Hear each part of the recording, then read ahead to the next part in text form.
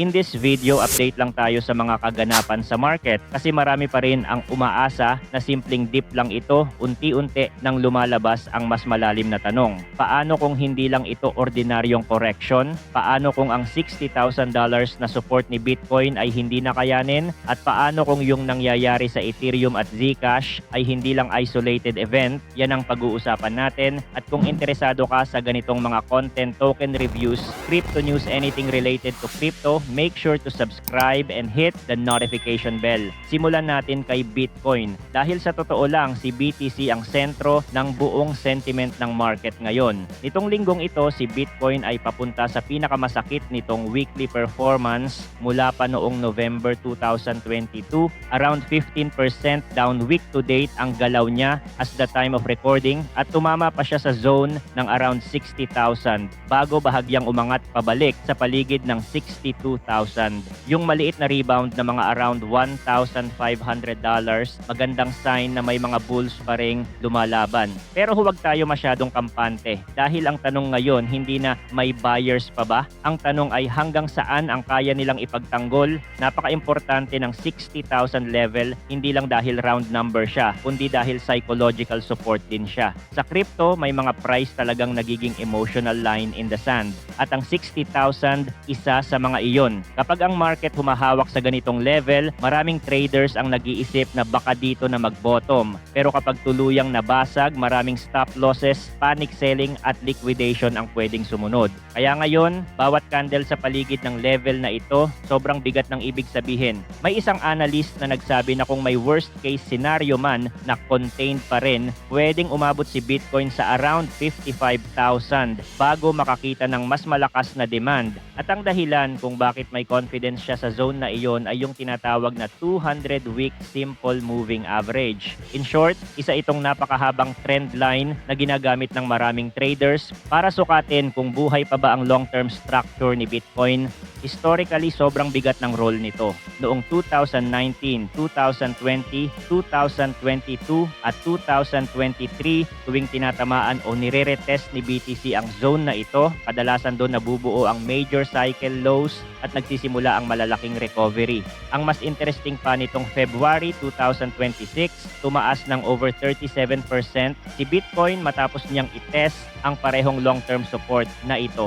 Kaya ngayon, ang nangyayari ay pangalawang attempt niya this year na manatili sa ibabaw ng zone na iyon. Kaya may mga traders na nagsasabing kahit masakit ang current drop, hindi pa raw ito automatic na full collapse. May chance pa rin daw na magkaroon ng final flush, wick below 60,000, tapos nakabubuo ng mas matibay na rebound. Pero take note, ang salitang chance ay hindi guarantee.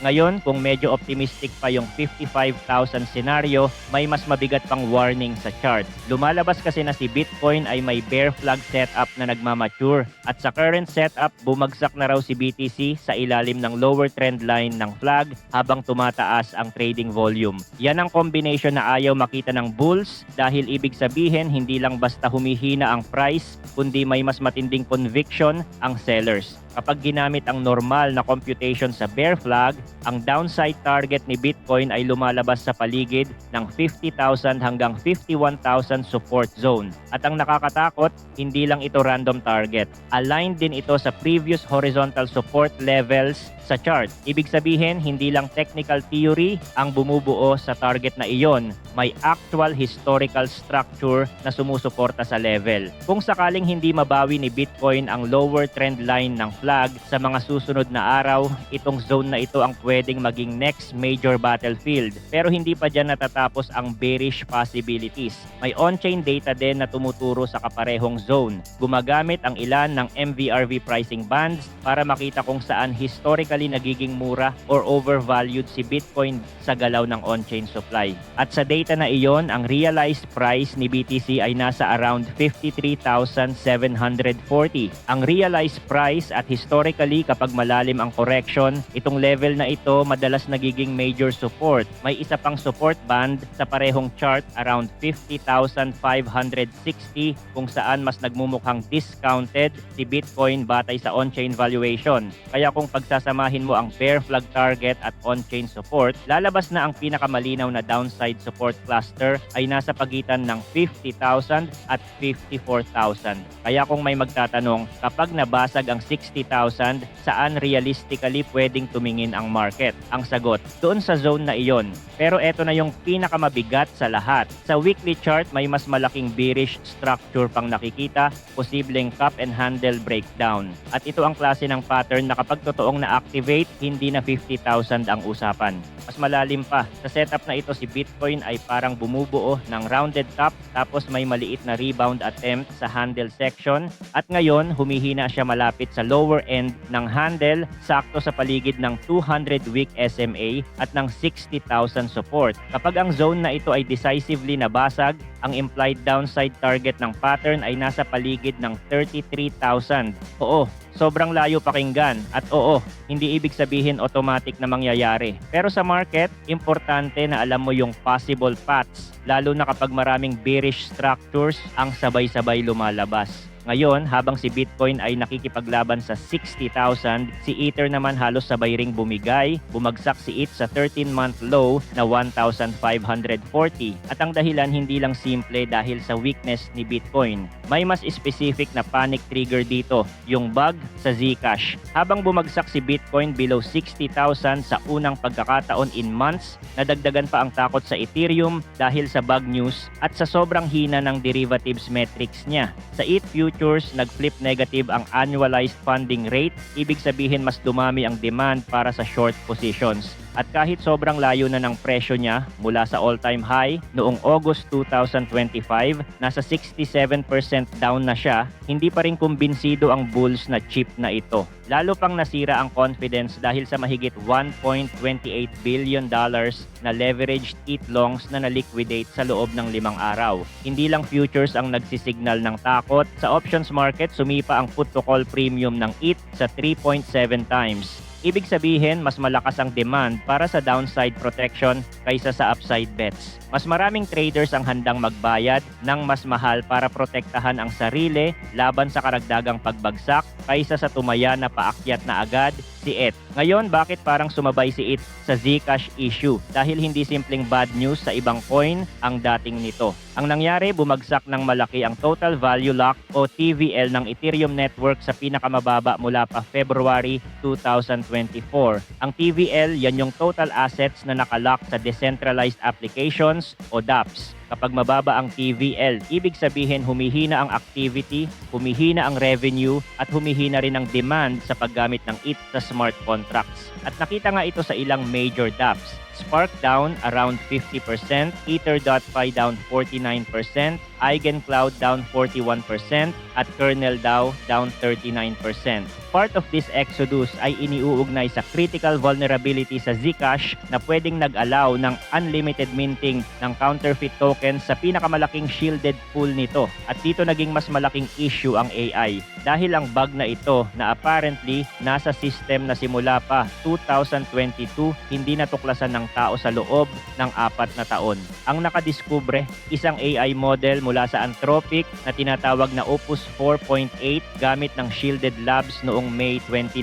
Isipin mo yon, 4 na taon hindi nakita. AI lang ang nakahuli. Kaya ang immediate reaction ng market kung may ganitong bug na tumagal ng 4 na taon sa isang top privacy network, paano pa kaya yung ibang chains at smart contracts? Ilan pa kaya ang may nakatagong problemang hindi pa natutuklasan? At diyan nag-umpisa ang mas malawak na panic kasi hindi na lang usapan bug sa Zcash. Ang mas malaking tanong, ligtas pa ba talaga ang buong crypto infrastructure kung mabilis nang gumaling ang AI sa paghahanap ng mga butas sa software? Lalo na't may panibagong AI models pang paparating na sinasabing mas malakas pa ang kakayahan sa pag-chain together ng weaknesses sa systems. Kaya natural lang na lumaki ang kaba ng market at hindi tumulong ang recent hacking environment. Noong April lang, umabot sa around $630 million ang total crypto hacks. At ang pinakamalalaking tama galing sa Kelp DAO hack at Drift Protocol exploit na nagsama para bumuo ng 82%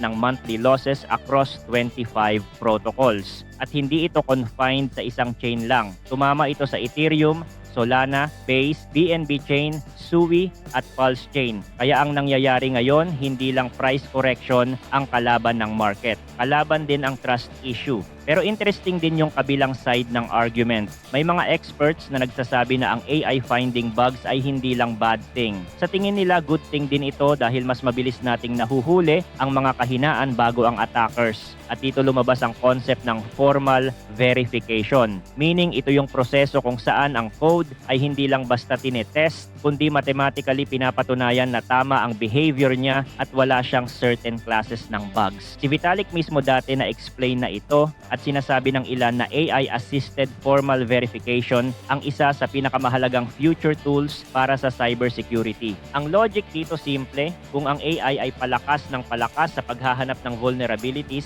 hindi sapat ang normal audits lang. Kailangan umangat din ang depensa. At para sa ilang experts, ang only path forward para sa mission-critical software ay formally verified code. Problema lang, hindi ito madali kasi kahit theoretically possible, maraming developers ang hindi pa gumagamit nito dahil dagdag trabaho, dagdag complexity at minsan bumabagal ang performance ng software kung masyado itong ginagawang safe. Kaya ang totoong laban ngayon ay hindi lang find bugs before hackers. Ang tunay na laban ay paano palalakihin ang defense fast enough habang lalong lumalakas ang AI. At dito tayo babalik sa market. Sa ngayon, only around 30% ng ETH supply ang profitable relative sa huling paggalaw ng mga coins. Sobrang low ng reading na ito at bihira lang itong makita sa history. Nangyari ito around mid-March 2020 during the COVID crash at bago pa noon around mid-December 2019. At sa parehong historical cases, pagkatapos lumabas ang setup na ito,